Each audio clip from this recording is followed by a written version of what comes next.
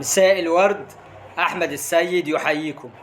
هنتكلم في الفيديو بتاع النهارده بتاريخ يوم الجمعة 27 سبتمبر 2024 عن لقاء السوبر الافريقي بين فريقي الاهلي والزمالك، اللي انتهى منذ لحظات بفوز نادي الزمالك بضربات المعاناة الترجيحية على النادي الاهلي. طبعا انا كاحمد السيد اهلاوي، ولكن الف مليون مبروك لجمهور نادي الزمالك العريض على مستوى العالم وعلى مستوى الوطن العربي. نادي الزمالك فريق قوي، والف مليون مبروك لمجلس اداره نادي الزمالك الموقره برئاسه كابتن حسين لبيب. طبعا نادي الزمالك النهارده يعني الماتش كان سجال. انا بس يعني طبعا مش هعقب على الفنيات للنادي الاهلي، هو ماتش وخسرناه خلاص عادي، قدر الله ما شاء فعل. ولكن الهجمات يا جماعه كانت بتاعه النادي الاهلي لن تكتمل الجمل، يعني تيجي من الكوره من ورا لقدام.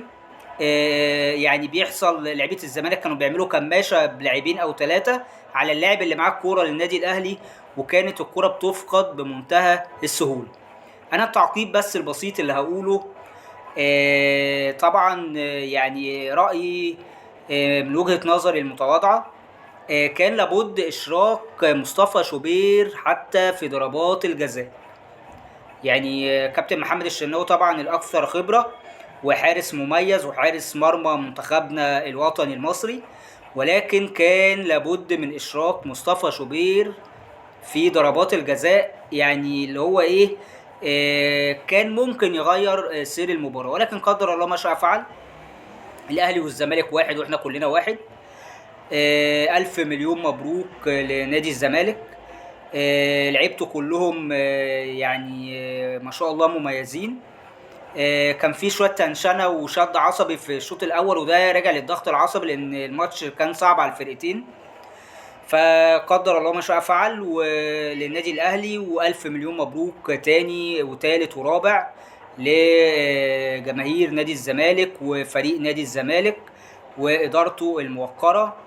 وان شاء الله يعني النادي الاهلي يعني يتخطى عقبه السوبر النهارده الافريقي، خلاص ماتش للنسيان. نركز بقى في بطوله الدوري ويعني نستعد ليها كويس، وخلاص يعني هو ماتش للنسيان. ولعيبه النادي الاهلي برضو قدوا مباراه كويسه، التوفيق ما حلفهمش النهارده بقى، ضربات الحظ او ضربات المعاناه الترجيحيه.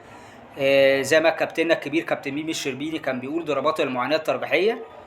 وهي في الاول والاخر بالاضافه ان هي ضربات المعاناه الترجيحيه هي ضربات الحظ الترجيحيه، بتكون فيها نسبه حظ. حتى الكره بتاعت اسامه ابو علي اللي في الاخر دي جت في القائم، فيعني هي ضربات الحظ. انتظروني ان شاء الله فيديوهات باذن الله جايه هنتكلم فيها ونحلل الماتشات باذن الله المحليه والعالميه. وان شاء الله هطلع لايف معاكم على الفيسبوك باذن الله، وهطلع على التيك توك ان شاء الله، يعني رجاء متابعتي على التيك توك. وان شاء الله هطلع لايف معاكم، وهنتكلم في الكوره برضو زي ما اتفقنا، محتوى رياضي، ونتكلم في الكوره وندردش مع بعض. وان شاء الله اكون ضيف خفيف على حضراتكم، واسف على الاطاله. شكرا.